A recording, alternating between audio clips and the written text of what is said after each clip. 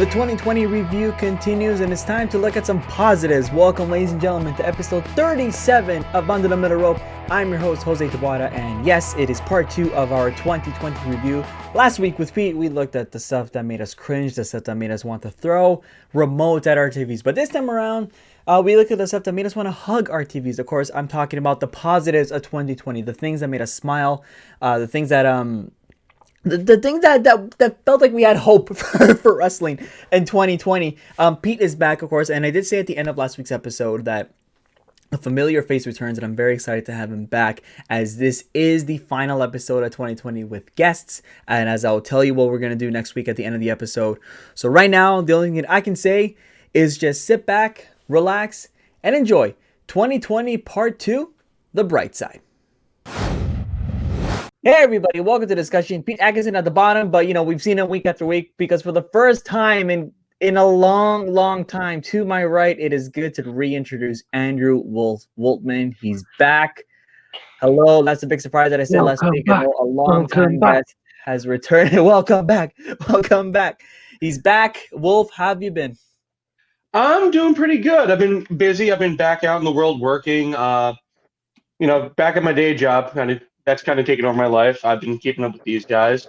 Haven't watched too much wrestling lately, but I've seen enough that I feel like I could talk about it again. Yeah, obviously, again, very, very busy. In fact, we are really lucky to get Wolf this week because, of course, this is the last episode of guests before 2020 wraps up. Because next week I do have something, a nice little episode to close off the year, but we're going to worry about that next week. This week is all about, it's part 2 of this 2020 in review, because last week Pete and I, we looked back at the negatives, the things that made us cringe for 2020, but now we gotta smile. We gotta smile, we gotta cough, we gotta just really embrace what made us happy, in our opinion, for the world of 2020. And of course, there was a lot of positive stuff, despite the stereotype of 2020, despite the no crowds, Thunderdomes, virtual fans, whatever it is, closed doors. There was still some stuff that made us smile, still some stuff that made us happy. So we're gonna go through it, and what we've done compared to last week is because we found a lot of positives. Again, in our opinion, for the most part, the three of us genuinely agreed with our positives after exchanging notes. And so what we did was we split them up into 3 categories: WWE, AEW, and of course anything else outside of those 2 worlds that put a smile on, for the most part, on people's faces. So we're going to start off with what we talk about the most here on this podcast, WWE, because yippee-ki-yay. And the first thing that made us smile, the first thing that we thought was really, really good, which I feel like may turn some heads, is taking us back to early April for WrestleMania 36, of course, originally scheduled at Raymond James Stadium, ended up being inside the Performance Center in Orlando. Obviously, everybody was wondering how was this going to break down. 2 nights were announced instead of 1, which a lot of people were saying it should have been done anyways. And so, Pete, let's start with you on this, because why did we think WrestleMania 36 was good? Well, we realized it had some moments, and we thought there were some successes at the end of the day. Right, Pete? Yeah, for me, obviously with the pandemic coming in as well, and this is really the first major show since COVID hit, and for them to actually come out and make a success of this is frankly quite amazing. When I'm going to think back of this Mania, I'm probably only going to think of actually 3 things that happened.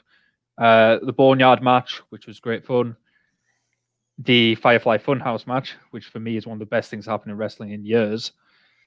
And Drew winning the title, which is also one of the best things that happened in wrestling in years. So those, I think when we did the initial review of WrestleMania, I think I gave WrestleMania 5 stars, and it was purely pretty much because of the Firefly Funhouse match and Drew winning the title. Because those 2 things on their own were worth every... That Firefly Funhouse match, I think I have watched it over 20 times now. Really? Yeah, it must be close. I think it is that good. It was phenomenally good. It led to some crap stuff afterwards when WWE went, yeah, these cinematic matches, they work great. That was not so good, but the first 2, the Firefly Funhouse match, Boneyard match, fantastic stuff. And Mania as a whole. Some nice matches in there as well. Maybe one that went on too long. Which one? Oh, the last man standing match. The Edge Orton. Wolf. Goodness. Yeah. Last man standing match definitely went way too long. It was like the Batman versus Superman of WrestleMania this year. Yeah, I really liked WrestleMania. Like, under the circumstances, they put on the best show they could, and we got some really good cinematic matches out of it. I kind of lean towards the Boneyard match more than I do the Firefly Funhouse match. I mean, not to say that the Firefly Funhouse match isn't great. It is, but the Boneyard match was just such a fitting end for the Undertaker for me. Like, Yeah. he kind of just the vibe, the fact that he didn't have to work a full in-ring thing where it exposes his weaknesses and they could edit around it. And they can just edit it, make it look the way that they want and give him the finale that he truly deserves. He can just I don't want to say right off into the sunset because it happened in the middle of the goddamn night, but Undertaker got his happy ending. And as we saw later with the last ride, he really felt that this is the perfect way to do it. So all in all, I consider WrestleMania, but more importantly, the Boneyard match, one of the better parts of this year for WWE. See, aside from the matches, I mean, you guys know that WrestleMania to me is my number one show, bigger than the Super Bowl, bigger than the World Series. Wait, this what? For me, you've never mentioned this to us before. This to me, WrestleMania. Did you know this? I hate you guys, but everybody knows that WrestleMania to me, it's a really special event every year, and obviously, at the height, the pandemic wasn't even a month old by the time WrestleMania 36 came around, and of course, everybody was wondering, okay, what is going to happen? What is going to progress? Because everybody knows what the situation was going to be. Everybody knew that there were some title changes happening, some stipulations happening, changing last minute. What I mean by that is out goes Roman, in comes Braun Strowman to take on Goldberg and stuff like that. So there were a lot of changes and a lot of concerns with it, but it's the fact that they were able to pull off the distraction from what's happening in the world, and that's always what they always were about, entertainment. And I know WWE as of late, obviously, it's not as entertaining to many as it once was to many people. But to me, again, in the middle of this, and as the pandemic starts to roll around, obviously uncertain of how the severity of what it was going to be, what the future was going to hold. It was nice to sit down for 2 nights, not one but 2, to sit down and be distracted and enjoy this event that I grew up watching. And I think as well, they were lucky in being able to make it 2 nights to see that, hey, we were able to tolerate night 1 and all their matches. Okay, and then the next night we're able to tolerate those matches and those results, right? So the fact that it wasn't crammed all into the long shows that we've been seeing in the last 4 years, 2 nights worked out perfectly. Is it something that I hope that they incorporate in the future? I do, and I know now as we get ready for WrestleMania 37. Nobody knows if they're going to go back to the 2-night formula. Something tells me that they don't want to, but I hope that WrestleMania 36 was a good lesson for them to see that, yes, 2 nights, if you want to have everybody on the card, if you want to have everybody in some capacity, you do 2 nights. So good on them for being able to work out something that who would have known, people didn't know if it was going to work or not. And in my opinion, I think in all of our opinions, it absolutely did. So let's move forward. And then speaking of WrestleMania, Pete brought up Drew's moment, but that's the next hour we're talking about. Drew, the incredible year that Drew had. It was, I'm going to say that he definitely had a better year than Kofi in 2019. I'm going to go there. I think. I don't know if it's a hot take or not, but I know Wolf and I, we were there with Kofi's crowning moment, but while the crowning moments were great for both, I definitely think that Drew had a much better composed year than Kofi in 2020. I thought the storylines were fine, the rivalries were good, but it just came out to be this big dominant beast that we all thought we were going to get in 2011. We just had to wait 9 years, and here we are now. So, Pete, again, you were one of the biggest Drew fans here, week after week. So I know you have a lot more to say on this. Yeah, I've made it pretty clear that I would let Drew mount me on many occasions. Oh my God! Why did I come back here? I think you've got to take this all the way back to the Royal Rumble match itself, and that Royal Rumble match is maybe the best Royal Rumble match for a decade. I reckon. I think the story they told in that match was phenomenal. You had the massive return of Edge, which of course huge, and him then going to win that match when most people actually expected Roman to probably win it. Just that extra cherry on top. Going on to Mania, winning the title, first British person to do it, fantastic. Had a great run with that belt, of course. He had a great match against Seth Rollins. He had a surprisingly good match against Bobby Lashley in there. He had some good matches against Randy Orton. A fairly weird feud with Ziggler, but we'll ignore that bit. I forgot about that. The not so good. But, I just not the title winner back. Jesus Christ. Yeah, but overall, he has had an unbelievable year. And if they want to and they continue on the right way, WWE have another megastar on their hands, the likes of John Cena, the likes of Batista, the likes of those type of people. He's not far off that level now. And if you keep him on this kind of pathway, because he is very charismatic, he can speak on the mic, he's shown now that he can really work with people in the ring of different type of styles as well. So he pulled out a fantastic match with Seth Rollins, he pulled out a fantastic match with Roman, he's pulled out fantastic matches with Orton. And to do all of that, in realistically, this time last year, he was nowhere near that title scene. And 12 months on, he is one of the two biggest stars in WWE today. So, you know, I think, again, and this is where I feel like people are going to come after me. I feel like with the 2020 Royal Rumble, you know, for Drew to get his crowning moment, you can't ignore the dominance that Brock Lesnar had with between entries 1 through 14. right. A lot, believe me, I know a lot of people were upset about Lesnar eliminating everybody one by one. But I mean, like dominant beast being built, and then it just ended up to perfection when Drew eliminated him in the Rumble. Obviously, you know, as soon as that happened, you may have got the sense, okay, it looks like Drew's gonna win this thing. But even if he did, he's like, holy crap, he got the beast. He got the guy that sweat through the half of the Royal Rumble, and then eventually that led on to what he ended up doing. Wolf. Yeah, I mean, obviously, Drew McIntyre. I hadn't necessarily given up on him. But like when he came back to the main roster in 2018, we expected more, and it didn't work out the way we wanted to right away. You know, he was put on that weird tag team with Ziggler. It just felt like he was going to be a mid-carder. Like he was Shane McMahon's lackey for a while. He just kind of fell into a generic heel when we all knew that he deserved better and could do better. And that's like around the Rumble is when we realized, okay, maybe they actually can get behind this guy. Maybe they see the gifts in him. Maybe he is the chosen one. And then he has that dominant performance in the Rumble. He has a fantastic feud with Brock Lesnar. I think, you know, when he beat the crap out of him on that Raw, you know, when there were still fans in the audience. Yeah. That really sold it. And like Brock telling him, hold the title in the air. That Brock doesn't really he doesn't really do that unless he actually cares. And I can tell Brock Lesnar sees something in this guy that he wants to put him over and make him look like a star. We should care too. Most of us did already, but that just kind of sealed it for me. And for him to actually have a dominant run and not all these weird disqualification finishes at pay-per-views, I think it shows that they have a lot of faith in Drew McIntyre too. That he lost the belt, he got it back. He got a badass entrance. He has a feud.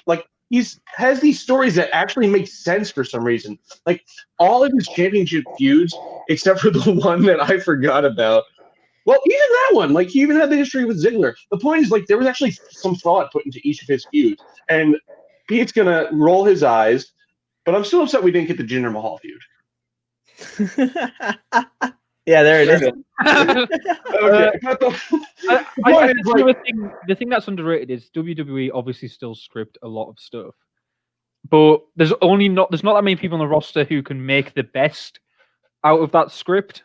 And I think Drew is one of these people, when he reads what they've written or reads what he's meant to go out or reads the points, he thinks to himself and goes, how do I pull the best?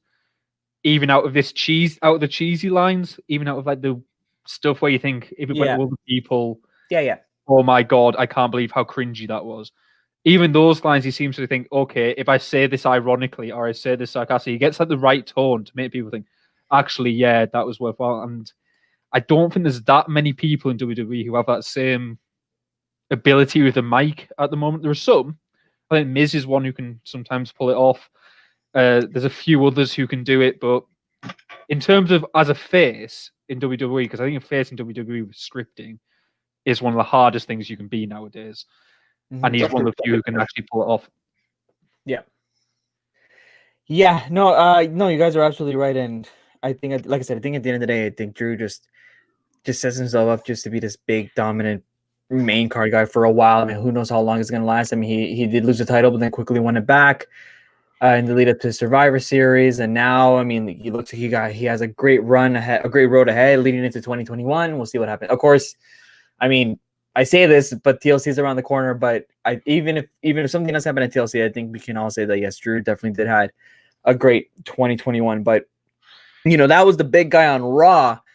But if you have to look at his counterpart, I mentioned one thing there as well. Oh, before going, the fact they took the belt off him and put it back on him actually gave me a lot of faith in WWE that they do care about where this guy's going.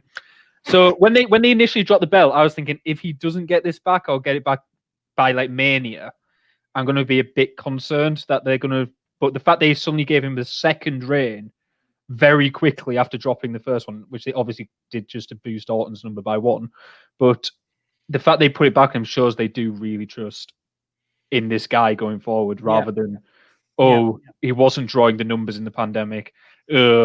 Maybe we made a mistake and pulled out of it. So I do really like the fact they did that. There's that saying, anyone can win the belt once, but when you win it a second time, it shows that they trust you. Jinder Mahal won it once. And I mean, and he will win it again. And again, like it's kind of like what I said earlier about Kofi. I mean, like as soon as he lost the title to Brock in that 5-second thing when SmackDown debuted on Fox, that was it. Nothing else. No revenge. No. Let's move forward. It was like just okay. There was your run from WrestleMania to then back to the tag team you go. And again, it's the comparisons just show like who WWE may think, or even maybe fans in general think who is technically the better looking champion, or maybe just a better champion as a whole, and it's definitely Drew. It's definitely sexy Drew. You have to also think Kofi wasn't their original plan either. Drew, it feels like they've actually been planning it for some time. Kofi, I don't think they ever intended for him to actually win. I think that was supposed to be Mustafa Ali. I can't speak to what happened because it didn't happen. Yeah, because of the Elimination Chamber and all that. It was it was a very Daniel Bryan-esque. I mean, who knows if Daniel Bryan was a real plan at WrestleMania 30, but similar in the fact that, okay, there's a guy that's just consistently being blood in our ears. Maybe we should listen this time around and just run with it. And then it worked out. We had the special moment at MetLife Stadium, but Drew's better. At the end of the day, Drew definitely is the better topic. But as I was saying, that was that guy who had a rise on one brand, and on the second brand, nobody who we in our million. If you were to ask somebody 5 years ago that you would be cheering and going crazy for Roman Reigns, they would have thought you were laughing, because here we are now, wrapping up 2020, completely different from what we thought at the start of 2020. Is that, oh my God, Roman Reigns is finally the character, is finally the guy that we wanted to see, a badass heel that looks pretty damn unstoppable in the right way, not being like shoved down our throats. Not, well, in a sense, he's being shoved down our throats, but what I mean by that, this all seems more genuine and more authentic than the Roman Reigns that we got just like a year ago or 2 years ago. Just like keep being forced into the title scenes. Like, hey, here's Roman, guys. We want Roman to be our top star. You guys got to pay attention to Roman. But now it was just rejected, and now it's like, oh my goodness, this is the Roman that we want. And being paired up with Heyman has been a great success. I think the current Universal title situation has been great. It actually makes me intrigued. It actually makes me want to cheer and like see what Roman does, as opposed to like turning off my TV and walking away. Wolf, let's start with you. I was never a Roman Reigns hater. I've never booed him. I've always been of the opinion that, okay, this guy's in my face, but I can see something in him. Now I see that they're actually doing it right, and I want to see him. That's a really good feeling. There are 3 strokes of brilliance here. Bringing him back as a surprise, pairing him with Paul Heyman, and making him an unstoppable heel champion. I think they have some really good pieces here.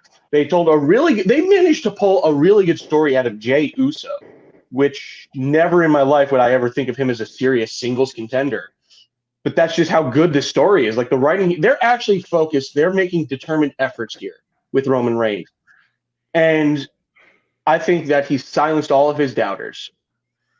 I think it's amazing to see like this kind of change with Roman Reigns. and to actually look forward to him as the best part of SmackDown every week. The rest of it can, I could just read about in a recap later, but I go out of my way to see what happens with Roman. Like, I'll watch that. So, like, all of his feuds, they feel fantastic. With McIntyre, it felt amazing. Like, we had already seen that match before, twice. We saw it in person at WrestleMania, and it was like a very much of an afterthought. But they managed to bring it around, switch the dynamics, and make us care about it, and turn it into the best goddamn thing at Survivor Series. Yeah. And that's amazing. So I'm all in on this new Roman Reigns, and dear God, whoever actually beats him better be worth it, and not just someone that's taking a break from fixing his goddamn vintage cars. Yeah, like of course rumors have begun to fly as we are essentially we are approaching WrestleMania season. Of course, it all starts at the Royal Rumble on January 31st, and we're hearing what the situation Roman might be in. Don't say his name. We hear the situation and he might be in.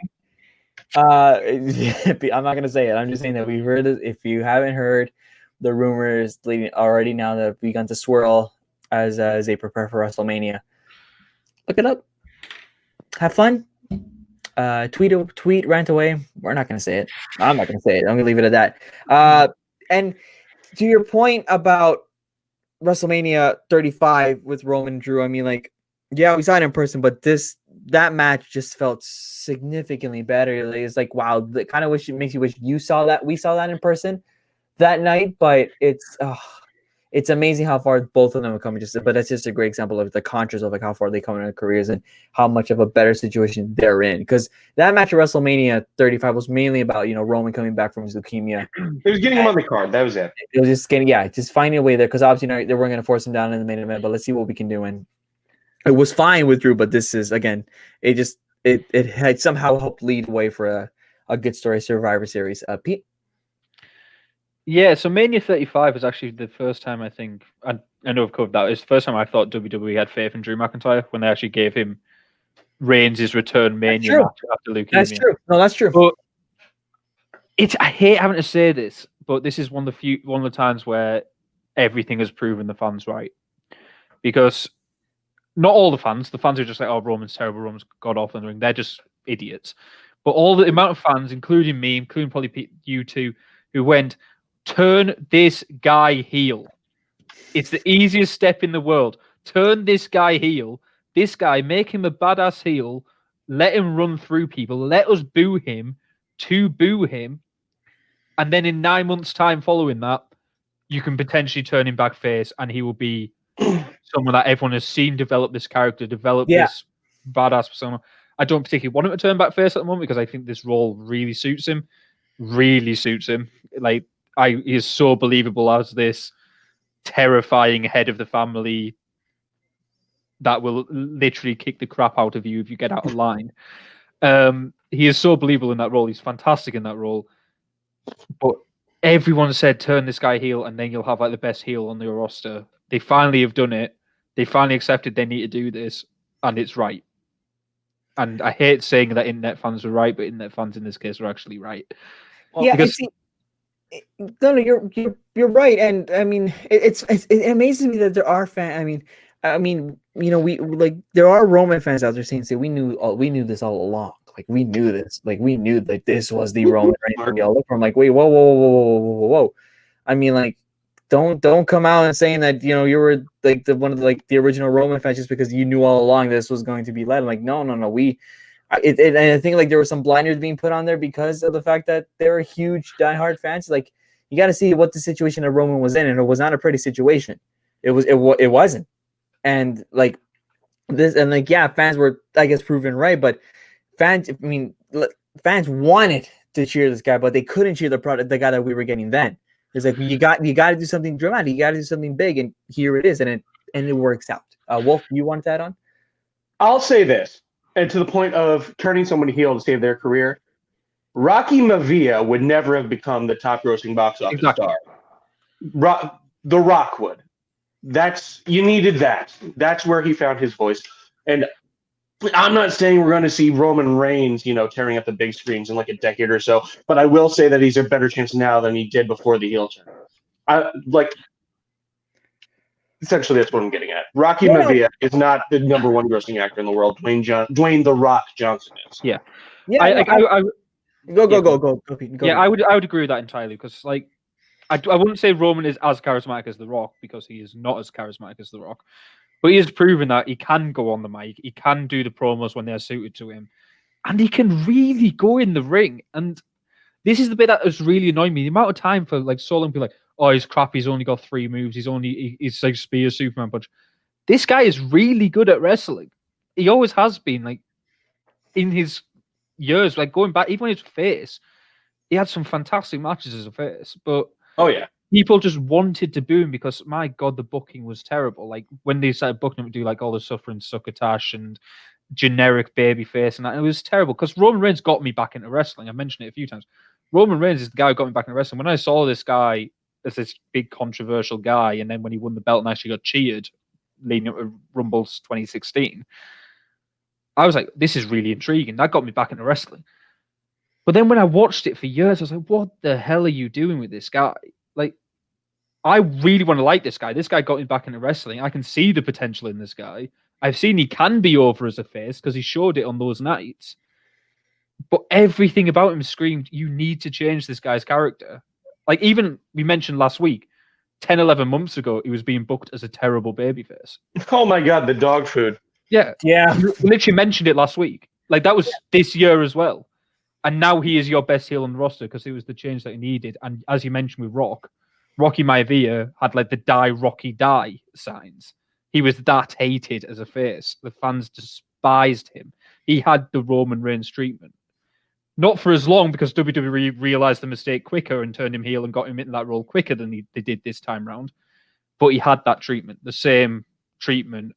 And when he went heel, he became a star. And this could happen. I'm not saying he is going to get to that level, but he could. Yeah, I mean, like I said, I mean, and for like I said, for fans to say, "Oh, we knew this all along. We knew Roman was a big like the be all end." I'm like, no. I think you're getting confused as to what our frustrations were. Again, like we knew like there was some potential to Roman. I mean, I didn't see as much as Pete as just said, but we knew that like he can be put in better situations. But you can't come out and suddenly get like belittle people or like go after people that are suddenly, seeing what Roman, seeing like the progress of Roman and cheering him on and saying, no, you that's just not allowed. I'm like, you got to understand that there was a situation where like Roman was just like Pete said, we did not care because of the situation he was being put in. So good on him. And I'm happy to see where he's going to go in 2021 as well. Yep. Let's move on because the last thing we want to talk about in WWE, it's for some it's hit and miss. For some it's hit and miss, and I say that because of the match at Backlash. Of course, it was tagged as the greatest wrestling match ever. But in general, of course, I'm talking about the feud between Orton and Edge. And I'm saying that I'm saying this because I really loved the match at Backlash. I know some people don't count it as a match because it was cinematic, because it was pre-recorded, and then you had people like Dave Meltzer who doesn't give a rating because again it was cinematic and they could have just retaped the whole thing and get the spots that they want. I get it, but they were still able to put up, in my opinion, like a significant, like a really good like masterpiece. They were still able to work around it, and they were still able to deliver the story that they wanted to sell. It was like 45-50 minutes. It was a long match that night at Backlash, but it's still like there were still a lot of great moments where you're like, holy smokes. And again, like even though it was taped, like I said, they put the right story together and it really worked. They redeemed themselves for WrestleMania the month before, which again, like the last man standing match was a little too long. This just ended up working really well, and who knows where the feud is gonna go now. But you knew that like this, they definitely had the potential to keep going and keep getting stronger from what they did at Backlash. But I think just like that match is or just Orton Edge in general, just I think it was a high point of 2020. That kind of left us wondering, damn, what else would have happened had Edge not been injured? Wolf, let's start with you on this. I don't hate the Backlash match. I don't love it. Like, I think where I'm at is that it came closer to greatest match of all time than I ever thought it would. Yeah. Which is to say, they worked hard to try to actually live up to it. I don't think anyone ever actually imagined it would be the greatest match ever. I think the idea was that they'd either put in a significant effort to make it really good, or it would just be some sort of troll joke on Dave Meltzer. But, we got some really good work going into it. We got those fantastic Edge promos. We got some really great character work from Randy Orton, which we haven't seen in years. And he's still one of the most compelling heels in the roster. I mean, obviously not not up there as Roman is right now. But, over the summer, it seemed like Randy Orton was the guy, to watch. And I didn't have that on my bingo card for 2020. I can say that, towards the end of that, Edge's promos all started to seem the same, where he'd, get all deliberate. Look right into the camera. I'm going to talk really slow to you, Randall. I'm going to tell you how personal this is for me. I love Edge. He's great. He's also a gifted actor, but I feel like he got too much into that niche without the fans there. Not to say they're not entertaining, but there was just a bunch of those. I wanted to see more in the ring kind of promo. I'm going off on a tangent here, but the point is, I liked Edge and Orton. I loved where Randy Orton went from there. I love that he was able to give some of that rub to Keith Lee. After that botch on Raw, where I think it was a DQ. But the payback match. The payback match, that was really good. I'm glad that they were able to give. Showed that they have faith in Keith Lee. A lot of good things came out of Edge and Orton, and then Orton giving back. I think it was all in all just a good story and better than we thought it would be. Pete, this was mainly your point. You want to hone in on this, and again, it's something you just genuinely enjoyed. Yeah, so this is when I say I want WWE to do a long-term story that concludes properly and works. This is what I want. This is a prime example of how I want things to happen. You had the tease at Royal Rumble. Obviously, you had the fantastic debut, maybe one of the best debut returns ever. So you had that fantastic return at Rumble, and then you had the teasing within the Rumble match itself, the teasing of rated RKO and then throwing over the rope. Then you had Orton going full heel on Edge on Raw and it working properly. And then they didn't do the throwaway match. They built that up to Mania, and if the Mania match had been good, then this would be a fantastic feud of the year. The Mania match obviously was a bit iffy. It was great to see Edge back, but it obviously went on too long. But the ending was fun still. Then the promos, the greatest match ever, were a bit stupid when they actually started saying this will be the greatest match ever, and was Charlie Caruso. Oh my goodness! Charlie Caruso, greatest match ever. If this happens, this could be the greatest match ever. Good times. But the build-up of Mania was superb, and the match was a bit of a letdown. The build-up to Backlash was a bit weird, and then the match was fantastic. And as you say, you brought up Meltzer, but Meltzer said he didn't rate this because it's cinematic, but he did say if he could rate it, it probably would have been at least a 5-star match. Yeah. His opinion. Yeah. And the stuff they did in this match as well, when they brought out the angle slam, they brought out the Batista bomb, they brought out the pedigree, they brought the three amigos in there. They had the kill Stunner. switch. They brought a Chris. I don't think they actually did the stunner. No, they did. They absolutely did. I think Edge was the one that pulled it off on Orton, didn't he? Oh yeah, I'm pretty sure it was Edge. Yeah. Then they hit the bookend. Rock Bottom was thrown in there as well. I'm pretty sure it was. Like I say, it was the bookend. It was, as I thought at the time. And then obviously the return of the punt kick as well, which I think was needed for Randy Orton's heel character, which he hadn't used in however many years. He keeps teasing it and never brought it back. And then finally they're like, you know what? Bring back the punt kick. And that was just great. And obviously the big downer of this was Edge got injured, which sucks. Ball. But the feud itself, when I say I want WWE to drag out the story the right amount of time, it is building it to a big pay-per-view. When you do these big heel turns, you build it to a big pay-per-view when you will eventually have that showdown. You keep them separated with little attacks and teases, and then you maybe have a rematch with increased stakes at the following pay-per-view, etc., which they kind of did by saying greatest match ever. But when I compare that to, say, Bayley and Sasha, where they broke up and then within 2 weeks they're wrestling at Hell in a Cell, and then within a week later they're having a rematch, and then none of it makes sense anymore.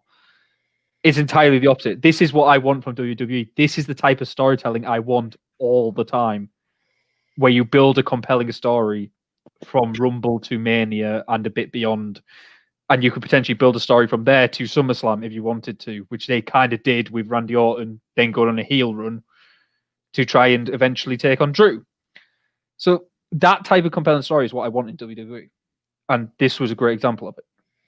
Of course, obviously everybody's wondering when Edge is back, and with the Rumble now just in the horizon, it's like he could have another back-to-back year of a surprise return at the Rumble. Who knows? And I know as soon as Orton was champion, everybody's wondering what is this? What's going to be like their next feud at WrestleMania? Orton holding on to WrestleMania and the Edge coming back, but obviously Orton lost that title immediately, so who knows? But yes, I do think that it was a fun positive. But we're gonna put a bow on WWE there, and we're gonna jump over to the land of All Elite Wrestling. Very quick, very. My table over there. My table fell over. Before we speak on like in our point, the one small point that I wanted to make, but I'm not going to go too in detail because I did 2 weeks ago. We do want to include Omega's title win in this as a positive, only because we don't want to. I know I don't want to talk about it too long because again, in top right you have. My thoughts on it. We did have an episode on it, so in further details, but it's just great to see Omega in the situation. Everybody that wanted Omega to be champ can finally shut the hell up. And now the fact that with this whole Impact thing, that he looks like he's going to become a crazy belt collector, it just looks really, really promising. And I'm happy that this was set up. But again, we don't want to go too into detail because it's still fresh out of everybody's mind, and we want to dig back earlier in the year. And the first thing we're going to look back is the match still has me dying of laughter because I remember watching this and just me laughing for 45 minutes. And of course, I'm talking about the Stadium Stampede. Yes. At I forget the name of the field where the NFL's Jacksonville Jaguars play. Oh my sweet Jesus! Lambeau Field, is it? That's Lambeau? No, which one? No, Lambeau's Green Hey Bay. Siri, what's the name of the Jacksonville Jaguars stadium? The Jaguars play home games at TIA Bank Field. What was that? TIA eBank Field. Thank you. That sounds right. It's 100% not Lambeau Field. No, but yes, it's the stadium next to Daly's place. Let's just call it that. Yeah, that's the one. Yeah, it's of course to talk about the Inner Circle taking on the team of the Young Bucks. You gotta help me out here. The Young Bucks, Matt Hardy, Omega, and Adam Page. Yep. Oh my sweet, there's so many thoughts, and of course, if you want to hear like a more in-depth review, you can go to our reaction of that show. I believe it was Double or Nothing. Double or Nothing. Double or Nothing. You can go back to our follow-up for that and hear that out. But it was just hilarity all around. Sammy was just great, and of course Chris Jericho using the NFL rules. I want to challenge the play. I want to challenge this. Matt Hardy digging into his old personas in the pool. It's just absolutely hilarious all around. Pete, let's start with you on this. Honestly, the second that Adam Page came out on a horse, I knew this match was going to be amazing. That was it. That was the moment. The lining up in the jerseys, the coming out in like the full announcements, like the Inner Circle's matching gear was perfect because this was obviously meant to be the blood and guts match, whereas like basically going to be a War Games match between the two. Yeah. And then obviously they went, okay, we're going to do Matt Hardy came back. We're going to do a cinematic match. This was realistically the first thing they were going to do with Matt Hardy as well. And you have that kind of concern, and they absolutely kicked out the park. It was exactly what you wanted this match to be. I can understand those who didn't like it because obviously it is the type of thing where I can understand if you hate it. But for me, it was amazing. The things like the Northern Lights suplex down the entire thing of the pitch, and then spiking his head into the ground in the end zone. Jericho going to review the play once he's like, I want the 3 count. I want to go to the referee's booth. I want a review of that play. I think it's a 3 count. And then Aubrey Edwards going, yep. Throw the flag. Let's have a review. Like, just fantastic. Didn't Sammy get flipped 100 yards into the the Northern Lights. The pitch. The Northern Lights the entire way down the thing. And oh my goodness.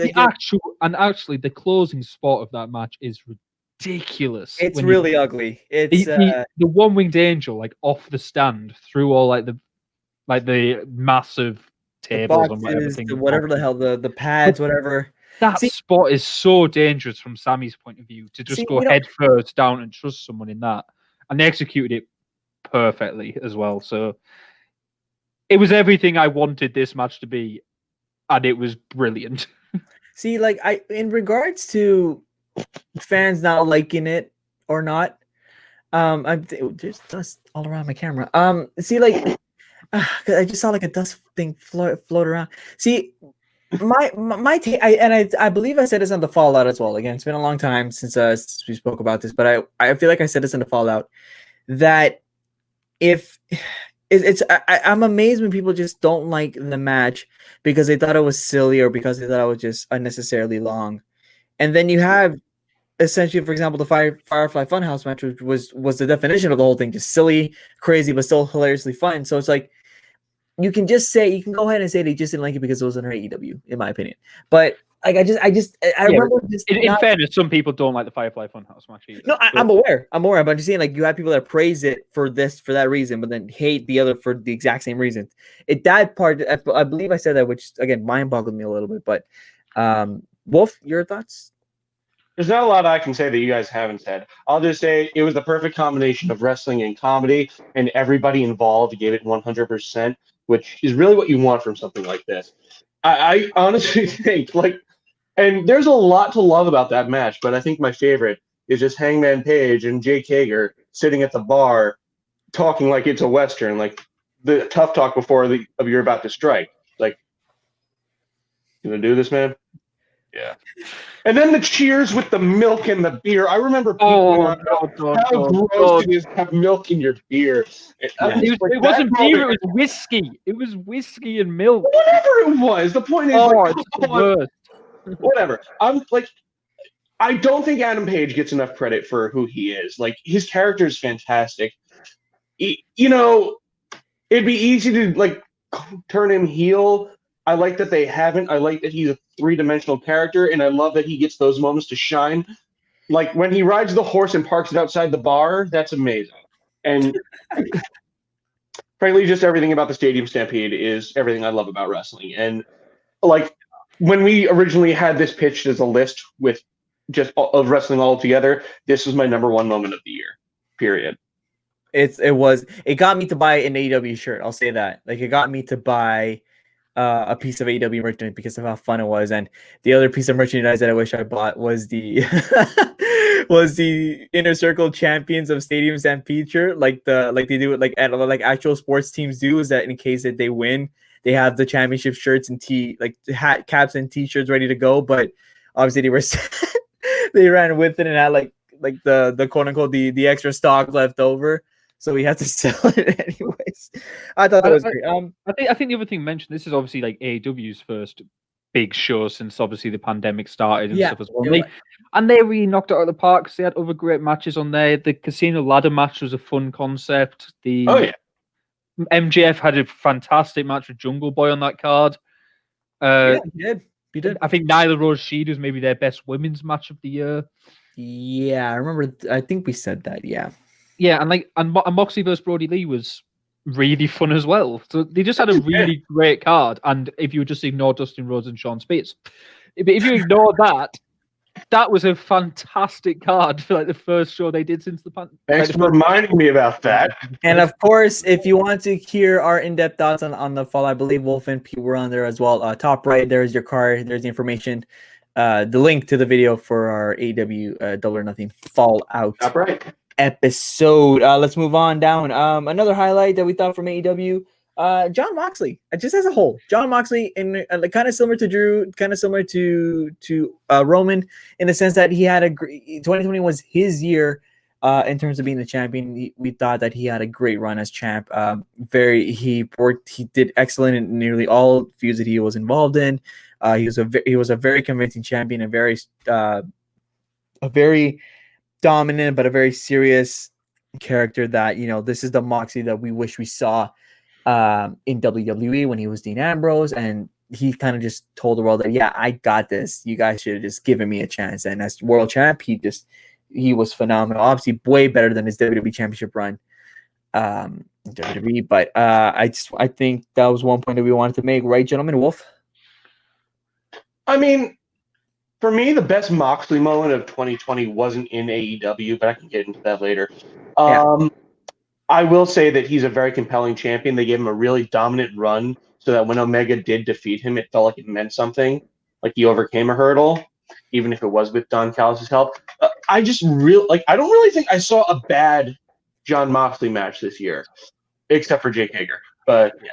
No, yeah, and I remember people were saying that you were thinking that the Eddie Kingston IQM match was a little weak, but just in terms of his brutality, but it still wasn't that bad. It was still solid for that matter. Like, all the feuds told a really great story, like MJF with his campaign, Eddie Kingston making it personal, I can't touch you or else I lose this match. I just really liked everything that they did with Moxley. I feel like they actually treated him the way you would want a company to treat his champion and book him the way you want to. And I don't know where he goes from here. I don't know if he goes into a rematch with Omega, but I'm excited to see where he goes. I liked Dean Ambrose, but I always got the feeling that somebody in the office didn't. I feel that Tony Khan and the team are behind Jon Moxley. Yeah, I agree. There was somebody held him back, and somebody must have held him back in WWE. I don't know who, but Wolf Pete. Yeah, I think Wolves brought a really good point there because everybody knew that Jon Moxley was dynamite with a microphone in his hand. They knew he could cut promos off the riff. You could just give him anything and he'll just run with it. And he can speak. He can really cut those promos. But what we hadn't really seen in WWE was that consistent wrestling ability and the thing to pull out good matches time after time. And as Wolf mentioned, I also think his worst. I actually think the Jake Hager match was pretty decent. I think his worst match was actually probably the one with Juice Robinson in New Japan. So I think that was maybe the least one. But he's in AEW. He had a fantastic match with Jeff Cobb, I believe. He had the match where he beat Chris Jericho was decent enough. Like, it wasn't the greatest match in the world, but it was decent for Jericho's not the greatest performer nowadays in the ring, but it was still a decent match. He had a great match with Brody Lee, some brutal spots in there. He had a very good match with Darby Allin. He had a fantastic match with MJF, which showed he could really do an in-ring work. Like the two of them, I had not the highest hopes going into that match. I thought the story was fantastic, but I was not sure how it would portray in the ring. Fantastic stuff, and I love the Eddie Kingston feud as well. And the match with Omega, I also think was a fantastic match. So he's really proved to me, actually, he's been pulling out more fantastic matches than average to bad matches, in my opinion. And that's absolutely not what I expected from Jon Moxley. I expected he's going to be a great promo, he's going to be a great story, and the in-ring is going to be okay. And he's really taken that step up for me. And he won the number one superstar of the year by PWI's vote, and I think he honestly potentially deserves it. Yeah, I agree. I think the fact that he hasn't done that stupid thing that he always did in WWE, where he's running back into the ropes, he goes in between the two, and he kind of bends backwards and then just runs forward. You could always see it coming, and it just seemed like the stupidest thing in the world. Also, just the elevation of his finisher, I think, was just such a big improvement. Just it looks brutal. The paradigm shift. Yeah. It's such a simple, brutal finisher in terms of just an elevated DDT, and you're just dropping a guy pretty much down on his head. Really nice stuff. Good stuff, folks. And from Moxley and his work in the ring, we move on to another thing that happened in the ring. Anything with the Young Bucks, we thought was great, and their tag matches. The tag match was at TR at Full Gear, and then the match was that one? No, that was Full Gear. And then you had the match with the Young Bucks taking on Paige and Omega. I feel like I'm getting my pay-per-views confused. I don't know why. I feel like I am. Revolution happened before Full Gear. Revolution was the Paige Omega one in February. And Thank you. They were still fans. Full Gear is the one that's just happened. Thank you. That's what I thought. Yeah. I remember because that was the Young Bucks. They needed to win the titles back. But regardless, examples of fantastic tag team wrestling in 2020, and of course, the Young Bucks. When have they ever, for the most part, disappointed? I know. I was always iffy about the Young Bucks. I felt like a little bit bored of them. I felt like I got bored of them. I did see them in person once. That was a few years back at a small ROH show in Toronto. But even then, in person, they even blow you away. It's incredible. They're so good. And this year for them, it's we were wondering when they were going to get the tag team titles. They finally did, and they just don't disappoint in those matches. I know their match with the FTR was incredible, but of course that's also from recent memory. Just thinking about it, Wolf. I think the worst thing that could have happened was we get the Revival or versus the Young Bucks. We've been talking about this match for years before, there was even the chance they were leaving WWE. It was a dream match. It was a joke. It was like the punchline on being the elite. We never thought we'd actually get it. And then I think the build to it was absolutely fantastic. I think we expected FTR to show up at Double or Nothing. They didn't. They showed up the following Wednesday, and as soon as they pull up, you think, okay, they're here. They're going to attack the Bucks. No, they didn't. They remained baby faces. They allied themselves with the Bucks. They came out here with this notion like, guys, we're not going to pretend you don't want to see this match. We all know you want this match. Mm-hmm. We're going to save it, and we're going to make sure that we want no excuses from the Young Bucks when we go in. And just this fantastic build. They kept them apart. They could have, like everyone's saying, they could have just saved it for a year or two down the line. No, you don't wait forever. I think they waited the perfect amount of time to do this match. And not only did it deliver, it was spectacular. It might be one of my favorite tag team matches of all time. And the other one also features the Young Bucks. It was Young Bucks versus Golden Lovers. I just think there's some fantastic storytelling in a Nick Jackson match. You can always tell they're focusing on how to tell the story. They're really good at psychology, picking things up in the ring. And the Revival or FTR are the perfect because they have a very distinct style that's different than what the Young Bucks have. But it blended together, and they tried each other's styles. I can't say enough good things about this match. I loved it. I admittedly have not seen Young Bucks versus Omega and Page, but I know enough to trust that it was great because I've seen clips. I saw the ending. I just love the Young Bucks. They're probably my favorite tag team. Pete. Well, I'm probably going to go more into the other match. I think the Bucks versus FTR was a phenomenally good match. I think AEW's tag division in general in 2020 has been phenomenally good because they haven't just focused on the team with the belts. There's been other stories going on underneath. Because I think Best Friend Santana Ortiz has maybe had one of the best backstage matches I've seen in a long time. Their parking lot brawl I think was unbelievably good. Then you have built FTR up for this match with Young Bucks, which again you say was fantastic. The story with Page and Omega was fantastic. But even in the undercard, you see people like Jurassic Express having a good match. You see SCU still having storylines. All the way through, there's little bits going on in the tag division, and they put other companies' tag divisions to shame, to be honest.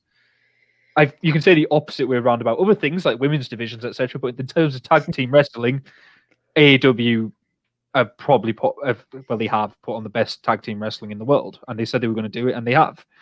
But that first match, Revolution, in my opinion, is the greatest tag match of all time. Without a shadow of a doubt, it is the greatest tag match of all time. I went back and rewatched it just after FTR versus the Young Bucks happened, and I think it puts that match to shame. I think it is that good. Because even before AEW started, my favorite tag match was also Young Bucks versus Golden Lovers because I thought the story going that was amazing. I think the story going into Page and Omega was better, and the storytelling in that match, the emotion in that match, some of the spots in that match, the way it flows all the way through. This whole idea of is someone going to turn on someone else? Is Omega going to turn on Page? Is Page going to turn on Omega? Are they both going to turn on the Bucks? Are the Bucks going to go full heel? All of this was going on in one 30-minute match. And it just pulled on every string possible. And my God, it's the best match of the year, in my opinion. Without a shadow of a doubt, it is the best match of 2020. And it's up there, probably with the best matches of all time. 100%, in my opinion, the best tag match of all time. I think it's up there with just the best all-out matches of all time. There you go. All right. And the one final point from AEW got the attention of the New York Times. Got the attention of the New York Times. Just to show that, this was kind of big. Of course, I'm talking about MJF, Chris Jericho, and the Dinner Debonair. The Dinner Debonair that happened still about roughly a month ago. The New York Times praised MJF's performance because let's not forget MJF was a singer, was an a cappella singer in high school back in his He was day. on the Rosie O'Donnell show. There you go. He was on. What? Yeah, there's a clip of him like when he was like 10 years old. He went on the Rosie O'Donnell show, and like he was talking about like Britney Spears and things like that. I'll send it to you later. It's actually really entertaining. That I did not know. But the point is, this got a lot of praise. And once again, I know this is not everybody's cup of tea. Believe me, I know a lot of I know a lot of people that were just like, "What the hell is this? This is not the wrestling I want to see." But for the most part, I do think that the people that praise it kind of like this gets loud is louder than those that didn't like it too much. And again, I just thought it was, and like I said, like if my supervisor, like I said it in an exclusive a little while back. I didn't put it up publicly, but I did say that like if I have like people like my supervisor at work that says, "Jose, what is this? Can we please put it in the wrestling feed immediately?" That says a lot. That says to me that's like the bar. I'm like, okay, this is something to talk about. And I saw it the morning after, and I'm like, oh my goodness gracious! And it's just, I mean, one, it shows that Chris Jericho can't sing. It really destroyed Jericho. Two, it shows that MJF can't go to Broadway if he wants to go after wrestling. Who knows? But I know, Wolf, I know you're the biggest Fozzy fan here. Your thoughts? That's a punchline to call yourself a huge Fozzy fan. Even I, like being a legitimate Fozzy fan, can understand that. Yeah, I mean, Wolf, your thoughts on a Debonair before we go to our final points. I knew Chris Jericho could sing. I've been to 2 Fozzy concerts in my life. I watched a live stream on my birthday. So it was no surprise to me that Chris Jericho can sing. I didn't know MJF was that good, and I think it, like the fact that it broke into the mainstream like it did, that really shows how good it really was. I mean, I don't give a shit what Jim Cornette thinks, like about anything.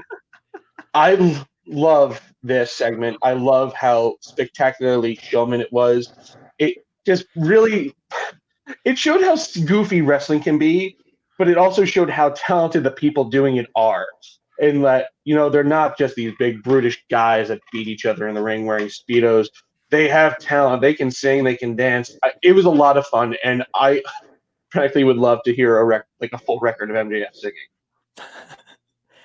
Pete, do you remember I said I watched like the Firefly Funhouse like 20 times since it's happened? I've watched it like 15 times as well. It's up there. It really is. It is so good. In wrestling, this type of stuff doesn't happen, and it doesn't happen well. It's not how they made.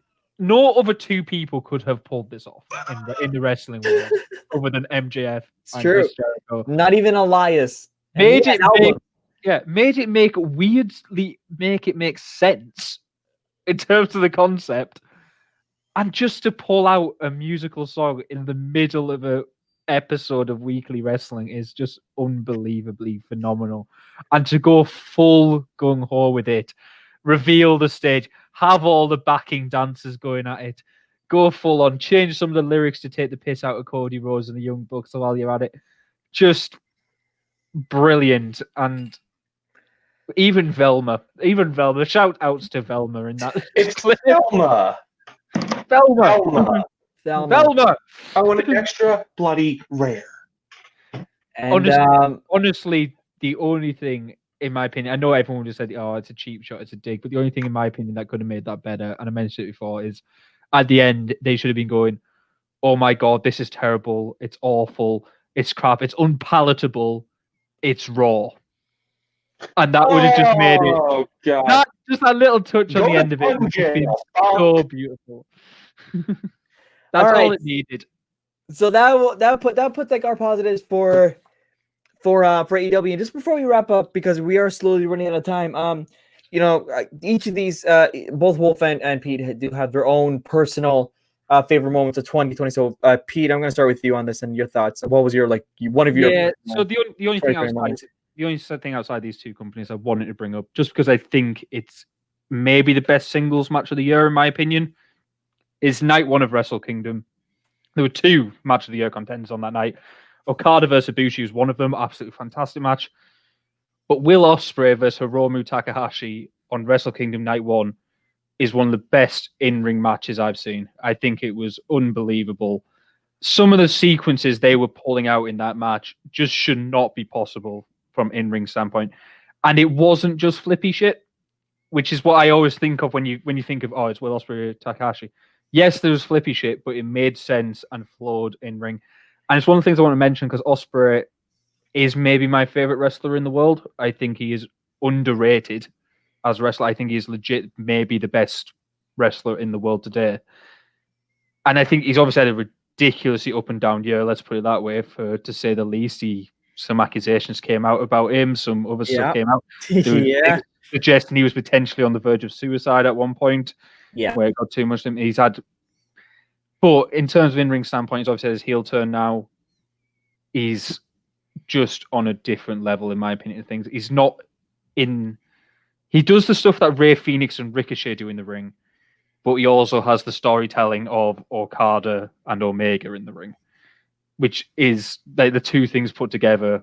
And how he now puts together sequences. So when he used to fight Ricochet like 3-4 years ago, it'd be, you do a flip, I do a cartwheel, someone else does a back somersault out with this move, etc. He just went, it's so contrived, it's so obviously choreographed. Now you look at it and go, oh my God, they just did like a triple reverse Hurricane Rana off like the top rope, landed on his feet.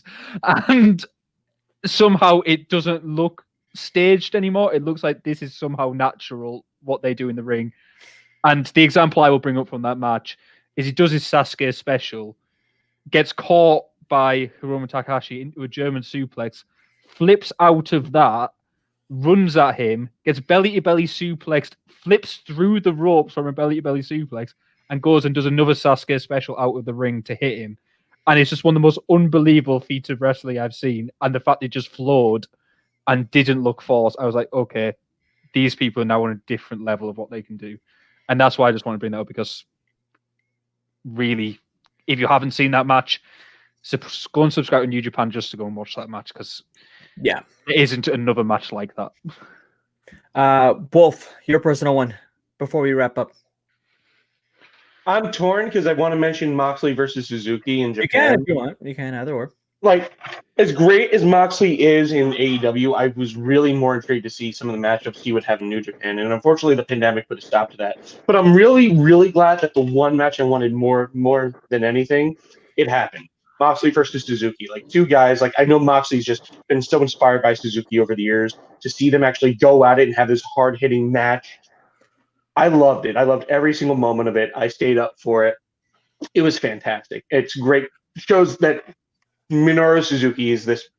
He's still as bad as he ever was, and Jon Moxley can keep up with it. But if I'm talking about the one thing outside of WWE and AEW that I'm really happy about, it's of course Deonna Purrazo. I first saw her at an independent show in 2017 in Newburgh, and I knew from like the moment I saw her versus Mandy Leon that she had star written all over her.